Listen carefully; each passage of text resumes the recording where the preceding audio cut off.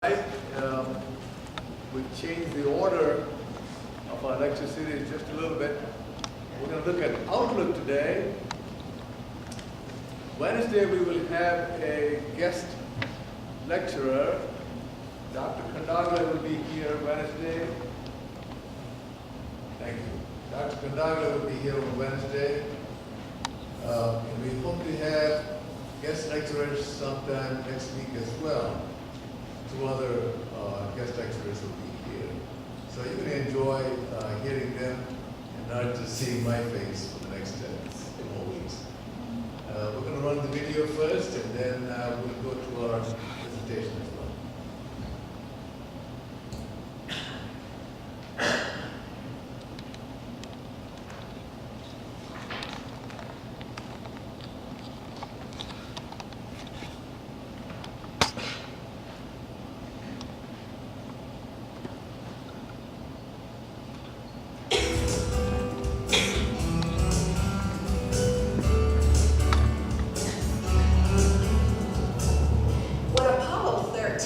Thundered to life in an eruption of fire at liftoff. No one knew its crew would need a miracle to make it back home from the moon. 55 hours into the mission, 2 oxygen tanks exploded, ripping a hole in the side of the rocket, crippling the spacecraft. Unless NASA found a solution to a problem it had never even imagined, the crew would die in space. Apollo 13 is an outstanding case study on the power of an optimistic outlook. The spacecraft was 200,000 miles from home when one engine quit and they began running out of air. Jim Lovell radioed mission control and said these now famous words, "Houston, we have a problem." This unthinkable explosion hadn't entered into the planning of mission control. This emergency called for more than just the right scientific answers from space-age technology. The optimistic outlook of everyone involved is what became the real story behind the rescue mission. Back at Mission Control, Flight Director Gene Kranz told his team that he didn't care about the odds, or that they had never encountered this problem before. He said they had to believe that the crew was coming home, and that failure was not an option. That's the power of outlook. It's our choice whether we have an optimistic or a pessimistic outlook. The Bible says that as a man thinks, so he is. We can choose the way we view life. And the way we view life directly impacts our health and quality of life. Every thought either pulls us toward God or away from God. The good news is we can learn to be positive. And when we do, life improves immediately. Have you ever wondered why some people seem to get all the breaks? Why she got the promotion? He got the raise? Why life seems to hand some people their dreams on a silver platter? Think about the kids you went to high school with. We all know someone in our class who really surprised us. You know, the kid who seemed to have all the brains but somehow didn't achieve much of anything significant. But then on the other hand, there's the classmate whose success amazes everyone at the class reunion. Though their lives appeared very average in high school, everything just seemed to go their way. Success or happiness is not a matter of good or bad luck. It happens by design. Successful people see life differently. They live with an optimistic outlook. It is important to understand the benefits of optimism because research has revealed that optimism plays a significant role in our overall health, from different rates of cancer to overall immune function. Dr. Seligman, in his book, Learned Optimism, summarizes his many studies on optimism and pessimism by stating that compared to an individual's talent test scores, pessimists end up performing below the potential indicated by their test score results, and optimists are more successful than their scores would indicate they should. He says that the notion of potential without the notion of optimism has very little meaning. By simply choosing an optimistic outlook, we tend to increase our chances for success. That's such an important point. Let me say that again. By choosing an optimistic outlook, we increase our chances for success. our outlook becomes a self-fulfilling prophecy.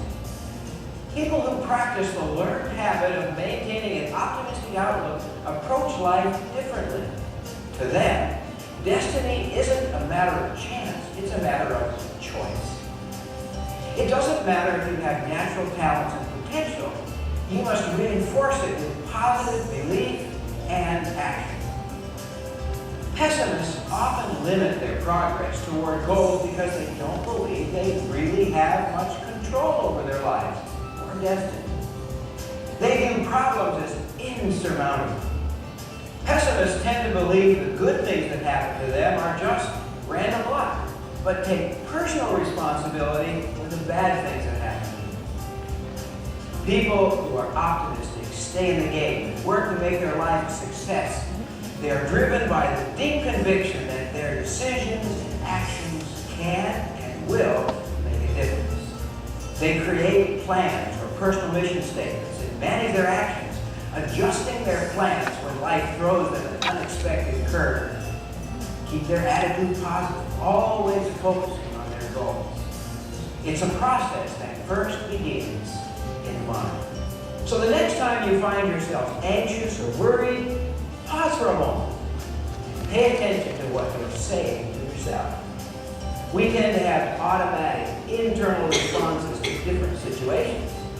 When something goes wrong, some people tell themselves that things will be better tomorrow.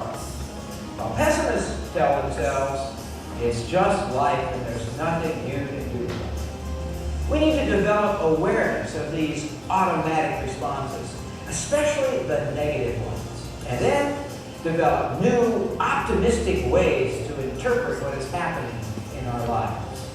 People with an optimistic outlook see it, believe it, and seize it. Just as a muddy spring can't produce clear, fresh water, it's impossible for a negative attitude to create positive results.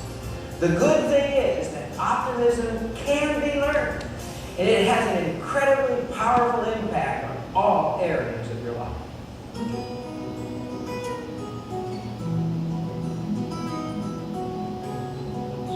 Having this positive mindset then enables us to envision the possibilities. And when you have a clear vision, you have meaning and purpose in life, as well as a positive outlook for the future. In fact, a person's positive outlook helps their vision become a reality. Their positive outlook becomes fuel for their vision. Let me explain with one of my favorite illustrations the immense power of vision. It's the story of Viktor Frankl, a well-known psychiatrist from Austria, who survived the nightmare of the Auschwitz Nazi concentration camp. He found a golden thread of hope. That golden thread of hope was a vision for the future, something he pictured in his mind worth living for. Frankl realized everything could be taken from him by the Nazis except his attitude. That was the one thing he controlled that could not be taken from him.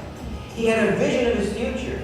He didn't let the darkness of his experiences through the Holocaust determine how bright his future could be. Regardless of the horrors he was enduring, he focused on how his life could be after the war. He knew that a person with an optimistic outlook identifies something to live for and takes positive action in their daily journey toward making their vision a reality. This hope makes life worth living. Frankl concludes, it is a peculiarity of man that he can only live by looking to the future. This is his salvation in the most difficult moments of his existence.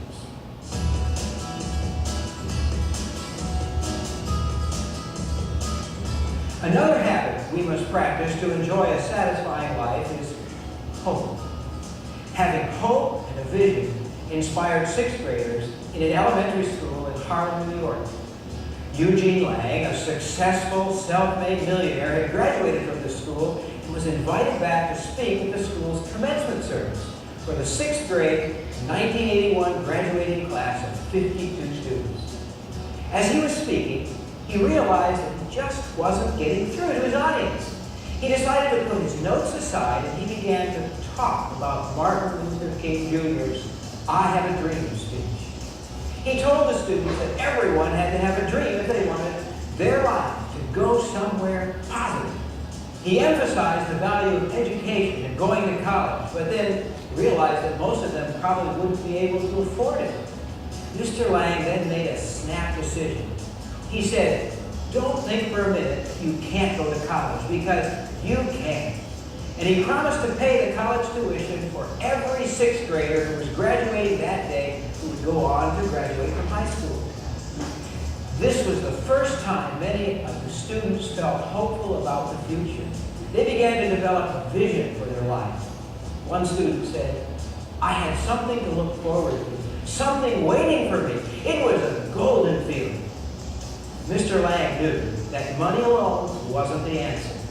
He realized it would take a lot of work, and he helped create a support structure of teachers, counselors, and community who would work with the students to help them accomplish their vision for their lives.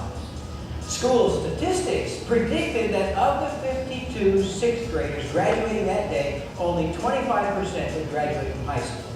And of those 25%, almost none would go to college. But because of Mr. Lang's vision and challenge, 48 of the 52 sixth graders graduated from high school and 40 attended college.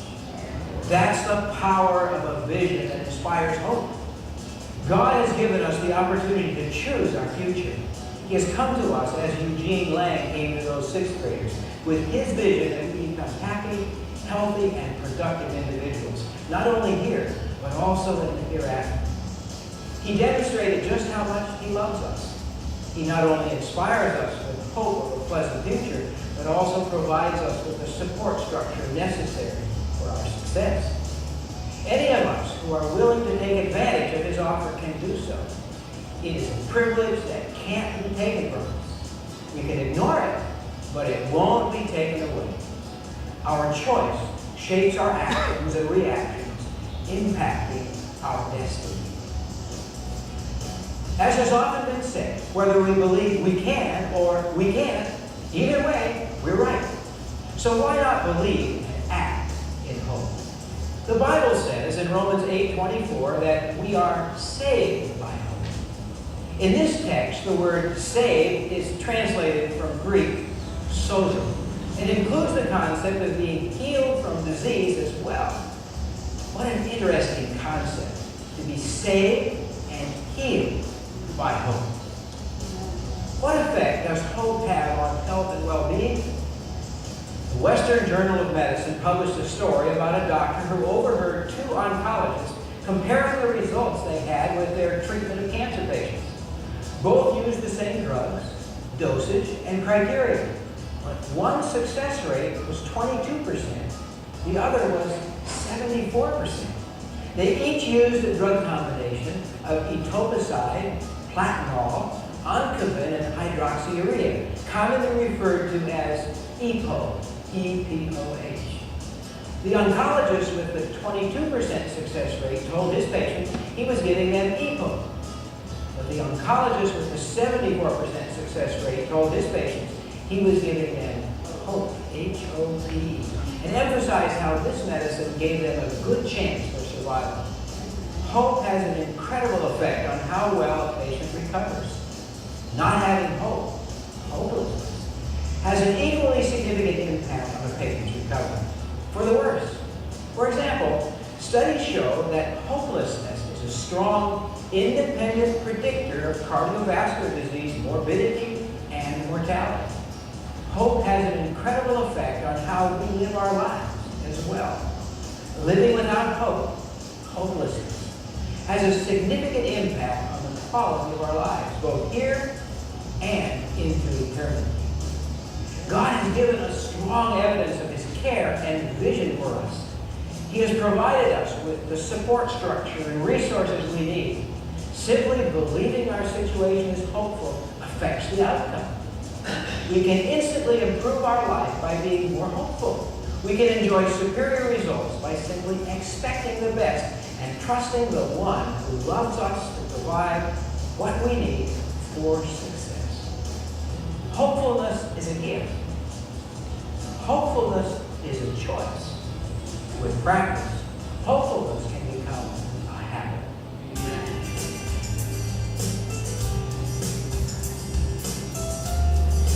Regularly expressing your gratitude also helps you have a positive outlook.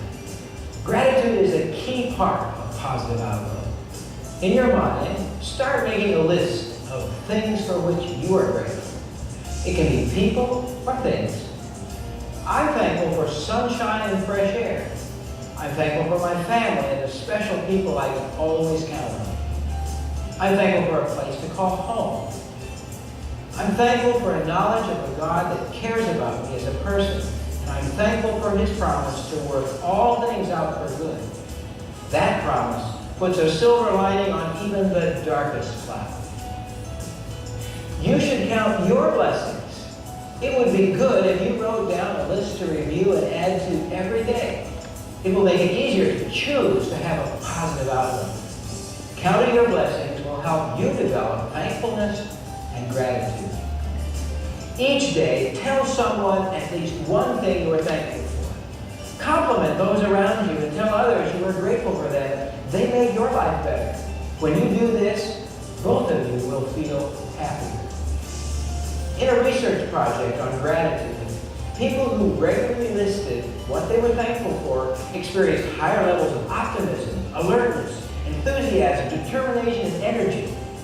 Grateful people are more empathetic and are considered more helpful and generous by the people in their social networks. Their social involvement leads to better connection with others, leading to greater satisfaction with life. People with a positive outlook don't deny or ignore negative things in their life, but work through them with a hopeful attitude.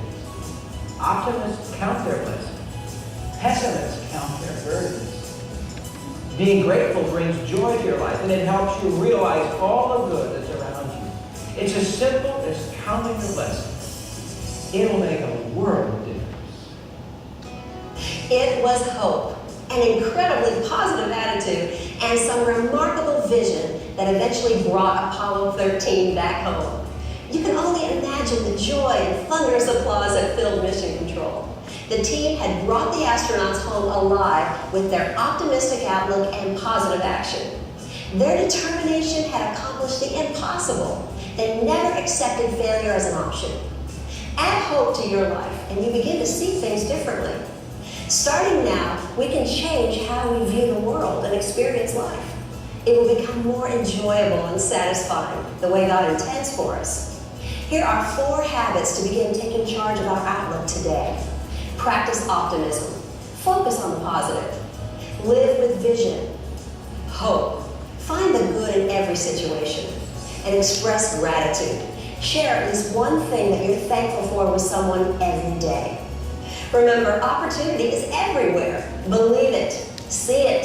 Seize it. This is your life, and this is how God wants you to live it. That's creation health.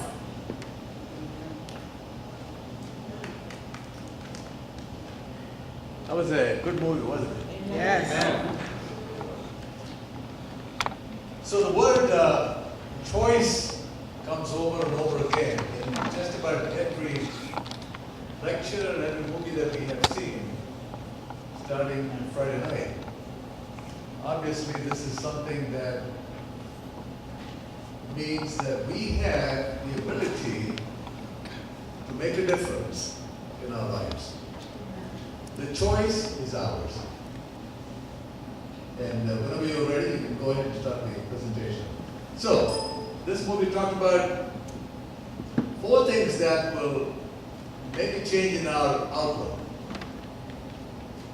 Success or failure in life depends on what? The way we view ourselves, in other words, our outlook on life. Success is not a matter of chance, it is a matter of Choice. There should be no word such as failure in our vocabulary. It was not in the vocabulary of those scientists in Houston that brought astronauts Apollo 13 back to Earth. Every setback is a setup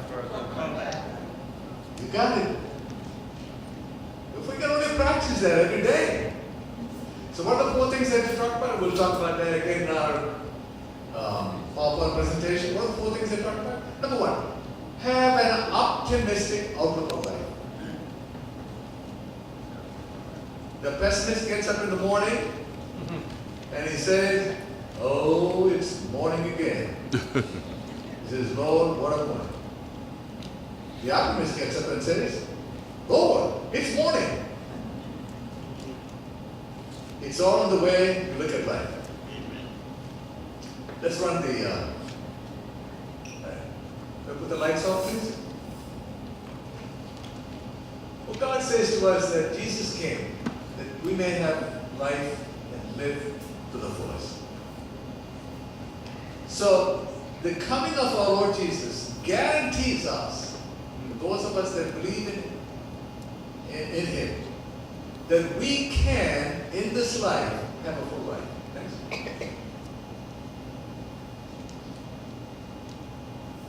Your outlook is the key to a life of abundance. Next. Every thought, as she reminded us earlier, every thought either pulls us towards God, towards love, joy, hope, and success, and opportunity, or away from it.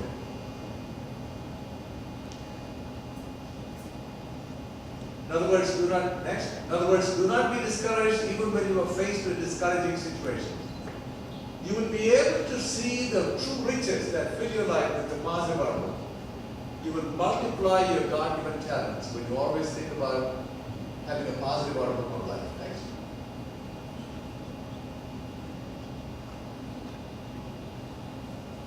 With an optimistic outlook, failure is not an option.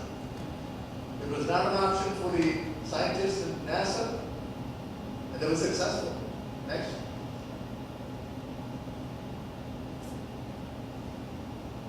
Successful people live with an optimistic attitude. In other words, even when they are faced with a difficult situation, they say to themselves that difficult times, tough times, do not last. Tough people do. True. Huh?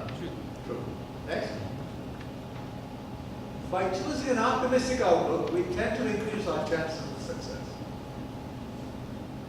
What does the Bible say? As a man thinketh, so is he. In other words, you can think yourself to success and talk yourself into being successful. Next. Next. A cheerful heart is good medicine, but a crushed spirit dries up the bones. You know, that's so true. Even in the physiological sense, when you get depressed, when your spirit is down, when you are anxious, your bone marrow begins to slow down in the production of your blood cells. Did you know that? So, what the Bible is saying, even if the physiological aspect of one's body is an accurate statement, a cheerful heart is good like medicine. We said yesterday that almost 90% of the diseases have basis in the mind. When you are angry, depressed, worried, sad, your chances of getting a cold or a flu is much higher. Chronic depression, chronically worried, chronic anxiety, chronic sadness increases your chance of getting diabetes and arthritis and heart disease and hypertension and cancer as well. Next. Attitude is everything. Next. What is your attitude? You can have a positive attitude or a negative attitude. Even in the toughest situations in life, decide that you can look at it with a positive attitude. Next. Now this is a question asking us, do you ever find yourself sad, lonely, depressed, or trapped? Or do you consider yourself to be a positive person? Now, we're not saying that all of the situations in life are going to come up rosy. We're not saying that. What we are saying that is that even in the most difficult situations, you can have a positive attitude. You can say, as we said earlier, tough times do not last. There is an end to tough times, but tough people will always last. Next. Any negative energy, including fear, anxiety, depression, can affect you emotionally, physically, spiritually, and socially. Your interpersonal relationships begin to suffer. You don't feel like reading the Bible or even praying sometimes when you get depressed and lonely and sad and angry. Is that right? So, and all of those negative emotions, as we said earlier, will affect your health as well. Next. Next. So how do you create a positive outlook? An optimist is the human personification of spring. Everything comes alive in the spring, doesn't it? Yes. Everything was dead in the winter. Come spring, the birds will sing, the flowers will come out, the leaves will begin to come, and it's just a glorious time. So an optimist has the opportunity to look at, in the winter, he looks forward to the spring. Okay? Next. Positive outlook is a gift that you can give to yourself. It increases the number of natural killer cells. These studies have shown that people that constantly laugh and smile and have a positive attitude toward life, when they get sick, their natural killer cells, those are the T cells in their body goes up. There's an enzyme called cytokines which destroy cancer cells and bacteria. They go up. But if you're depressed or angry or upset, they don't go up. You stay sick longer and you get diseases as well. Next.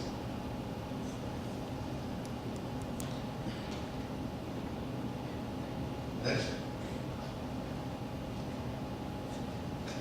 The perception of health, in other words, the way you think you are, is a powerful predictor of health. In other words, what the researchers had done, they had taken a group of people and analyzed them and asked them, give them questionnaires and said to them, how do you think your health is? Those that said, I believe I have good health. And then compared with them with those that said, my health is not as good. And watched them over a period of several years. They found that those that said their health was not good had much more sickness and death among them. Even though their blood tests, their pulse rate, their blood pressure, and all of the other numbers were equal in the two groups. In other words, the way a man thought about himself had a lot to do with the outcome of his health. Do you understand that? In other words, what you think about yourself is what you're going to be. Next. We act in faith and miracles occur. You remember the time when Jesus wanted to perform a miracle? What was the first thing he would say? Do you believe? So, in other words, miracles do happen when we exercise our faith. Next. It all begins in our minds. Watch your thoughts, they become words. Watch your words, they become actions. Watch your actions, they become your habits. Watch your habits, they become your character. And watch your character, it becomes your destiny. In other words, it all begins with your thoughts. Eventually, what you become in your life is what you were thinking you were going to become at some time in the past. I told you yesterday that by the time I was 9 or 10, I already knew that I wanted to be a doctor. Didn't matter that we had no money. My father was only making about $10 a month at that time, in our currency. And medical school was costing probably about $30 a month at that time. It didn't matter that my father and mother had no money or just couldn't send me to school. My father said to my mother, "What's wrong with your son? Where does he think, how does he think he's going to go to medical school?" But I'm here, living proof that a positive outlook, that a vision for your future is what determines what you will become. Pessimist versus optimist. The way you describe yourself, we already talked about this, the way you talk about yourself is the way you're going to become later on in life. Next. Optimists enjoy decreased bodily pain, increased physical function, vitality, increased general health, and increased social function. In other words, they are simply the most successful people in life simply by becoming an optimist. Now, I want to interject this, next slide, as we go along. Optimism is a learned response. You can choose to be an optimist. Even if you're a pessimist, tell yourself, tomorrow I'm going to smile more. Tomorrow I'm going to be an optimist. I can become an optimist. Life is going to be different for me. I'm going to will it. I'm going to see it. I'm going to have a vision of my future. It's going to be different. Next. Your habitual way of explaining evaluations becomes, that's an explanatory style. The way you explain yourself. Just the words that you mouth, it is a habit of talk. In other words, if you keep on saying, "Oh, I goofed up again, I goofed up again, I can't believe that I did that," beat up on yourself. If you keep on beating up on yourself, what do you think is going to happen? Eventually, it becomes your life. You get beaten down just by the way you talk to yourself. Next. Now, the pessimist says when they get success, "Well, I really, thank God that I was successful, but I'm not so sure if I really deserve it."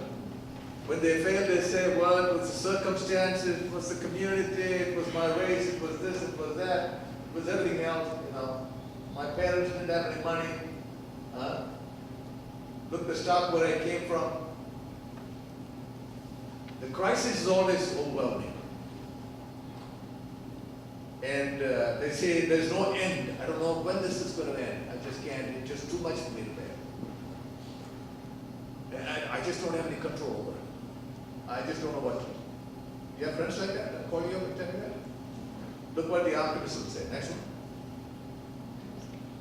The optimist would say, "I'm successful. I made it. I made it. I made it to law school." They jump up and down. Why are they successful? Failure is because of somebody else. Success is always they take ownership of the success.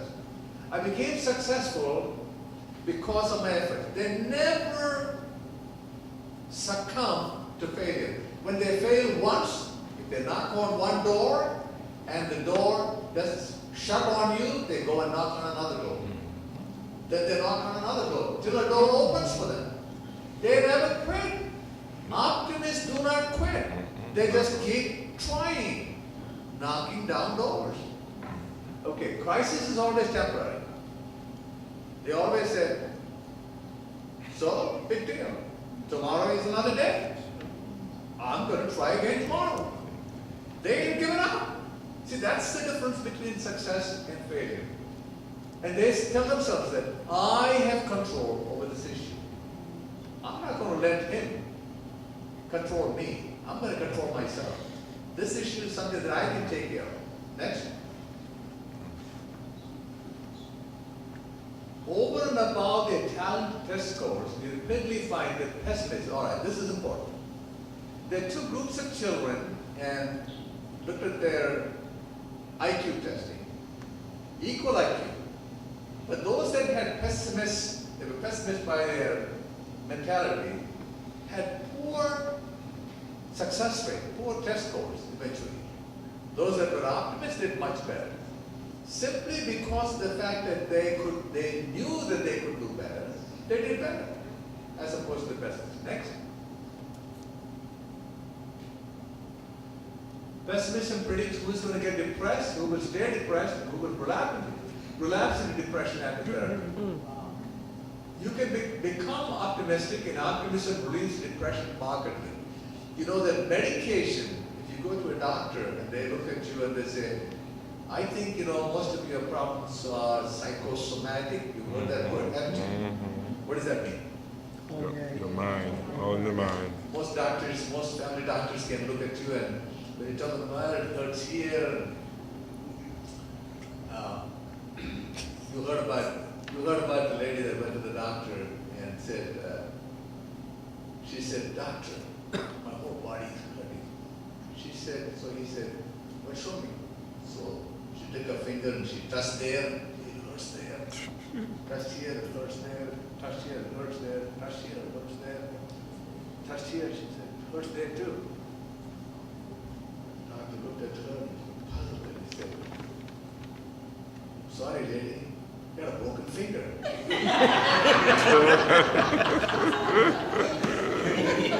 So, for the pessimist, the whole body was good. The optimist would have said, I think my finger is broken. I need it. All right, let's go to the next one. Mental state affects the cost of healthcare services. You can see that those who are depressed, how much more it costs to treat them. Did you know that 19 million Americans are anxious and depressed? They're on medication in America. Did you know that America is the world's largest? America has the world's largest group of people taking medication for depression and anxiety. America is the richest nation in the world. We have everything. There's nothing that we lack. And yet we are the most anxious and depressed people. We shouldn't be that way. Next. 21% of the population is becoming over the age of 60. They will be using 51% of the healthcare resources, just taking care of them. Just imagine, all the old people will be using. Half the healthcare dollars will be used by them. You know why? Because they have lost the communal feeling. They're lonely, they're single, they're anxious, they're worried about their future. That's where the church comes in. The church can be a community of believers getting together, banding around the older folks in the church, and helping them, cheering them, and making their last days and last years of their lives here on this earth more comfortable and happy. Next. The mind-body connection, we know that those that have no worries and those that have high anxiety or high worry, look at the death rate or heart attack rate. 2.5 times. 2.5 times. So, just imagine, if you could get a positive attitude and stop being worried and anxious about your life, you're less likely to get a heart attack. Next. Those with moderate to severe depression prior to their surgery had a higher, 2-fold higher risk than non-depressed patients. This is risk of dying, twice as much with any kind of procedure. You know, I have patients, when I see them, if I see that they're really depressed and anxious about things, I calm them down, and I would say, well, let's postpone the surgery a little bit. Because you really don't want to be operating on patients that are really, really depressed, because the outcome is not going to be good. Next. So, we know that the good news about depression is that it can be diagnosed, can be treated, and treatment can improve the quality and satisfaction with care, health outcome, functioning, economic productivity, and household wealth. Now, we're going to talk about the best way to treat depression and anxiety. You can go to the doctor and pick up some anxiety medication. You can actually even pick them up over the counter. It's available. But what's the best way to treat depression and anxiety? There are 4 things that treat. See, the problem with medication is that we take the medication, and let's say the medication's effect wears off in 6 hours, depression comes right back. Okay? Anxiety comes right back. Worry comes right back. But we're going to give you 4 things that can treat the depression and banish it forever. Would that be something? Amen. What are the 4 things? Humor, vision, humor, vision, hope, and gratitude. Have a joke for your spouse every day.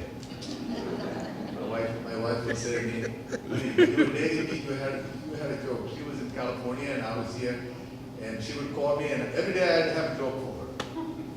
And after we got married, that stopped. You go back to work. You can see this stuff. I heard about a blonde lady.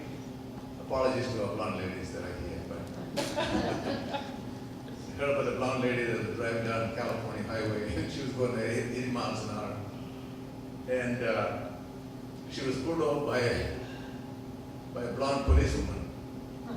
Okay. She knocked on the window and she said, "May I see some ID?" Blonde lady said, blonde driver said, "What's an ID?" She said, "Something with your picture, lady." So she opened up a bag and pulled out one by one all the items in the bag and looked at it. Ain't no picture anyway, couldn't find it. She finally pulled out her vanity mirror. She flipped it over and looked at it and saw her picture there. She handed it over to the policeman and said, "Here, it's my picture." So the policewoman looked at it and she said, "Gee whiz, I didn't know that you were a policewoman."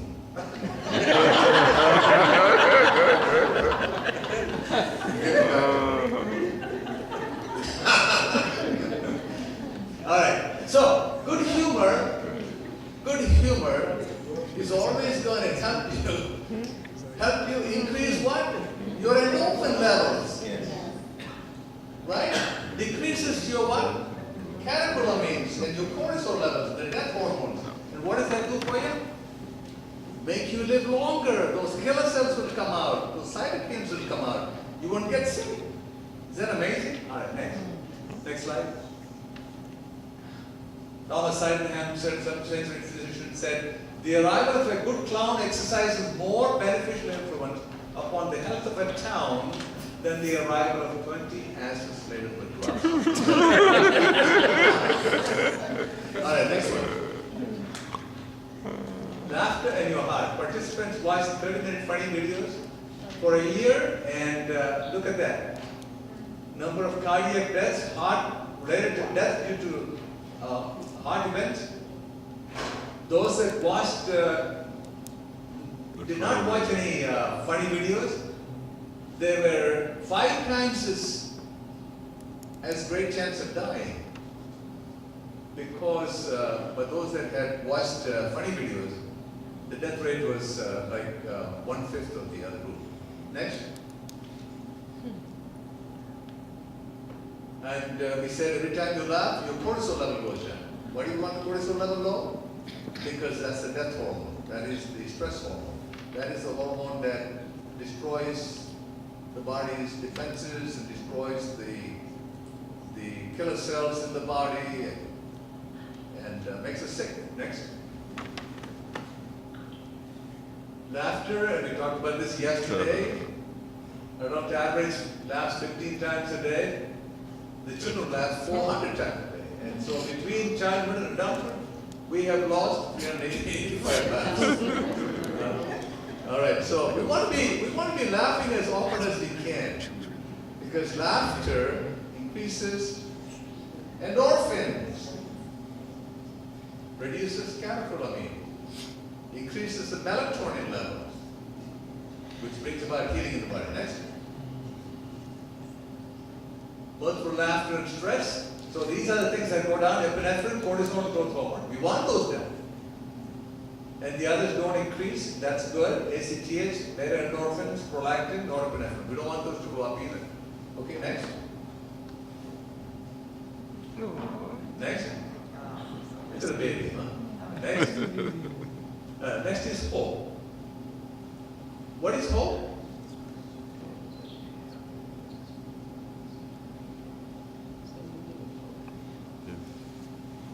Somebody said, "I hope to die."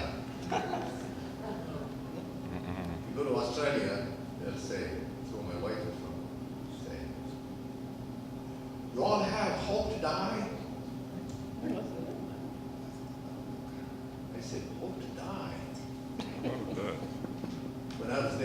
first time in Australia. They pronounce day and die. Hope to die is hope today. So it's not hope to die. We must have hope every single day of our lives. Next, power of hope. Progression of, all right. Progression of heart disease, Parkinson's are high among those that are hopeless. Highly hopeless men had more than 3-4 degrees of death from violence and injury. You can see that. Highly hopeless, the reference point. Next.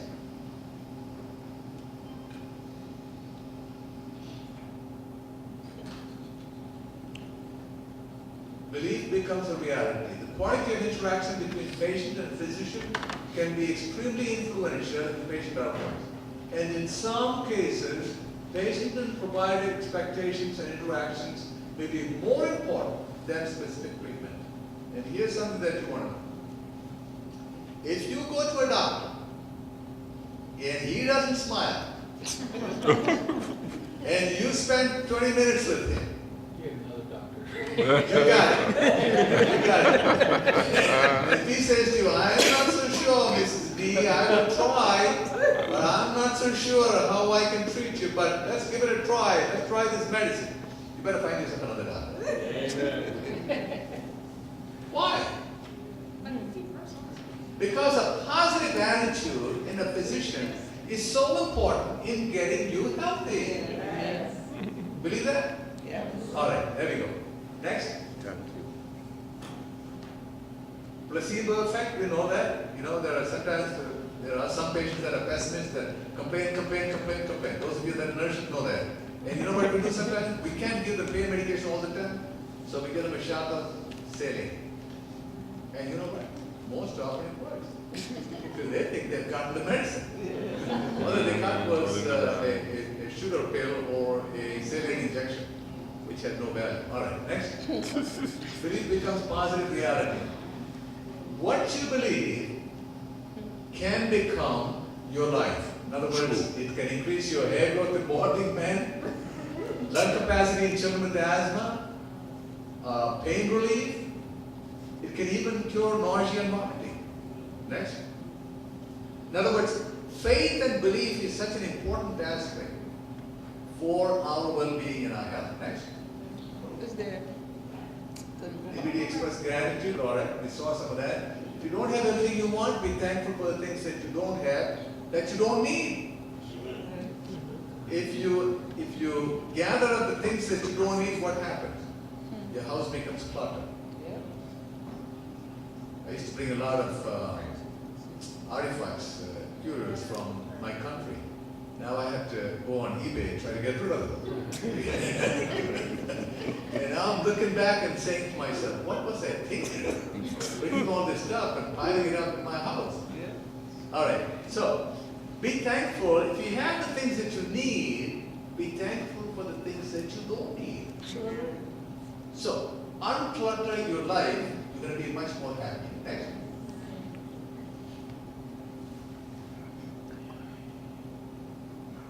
Research on gratitude. It's a good idea to write down on a piece of paper on a regular basis, maybe on a weekly basis, Saturday afternoon, sit down and write down what you're thankful for. Because what it does for us is that when we write down what we're grateful for, it reinforces in our minds the fact that we are loved and valued by somebody else. And that makes us feel better. So, they had high levels of optimism, alertness, enthusiasm, determination, and energy. They were more likely to help others because they feel good about themselves. They were more likely to make progress towards personal goals. They sleep better. They feel loved better. And they feel connected to one another better. One of the things that churches do, communities do, especially in a church environment, is that we improve one another's value and the way they feel about themselves. By the way we greet each other, by the way we hug each other, when we talk to each other. So one of the wonderful things about being in a church group is that our times of depression, our times of down are going to be much less. We have an opportunity to be much more upbeat and less anxious. Next. Benefits of being grateful, overall well-being, pro-social, positive relationship, spirituality goes up, and materialism. You don't think so much about money anymore.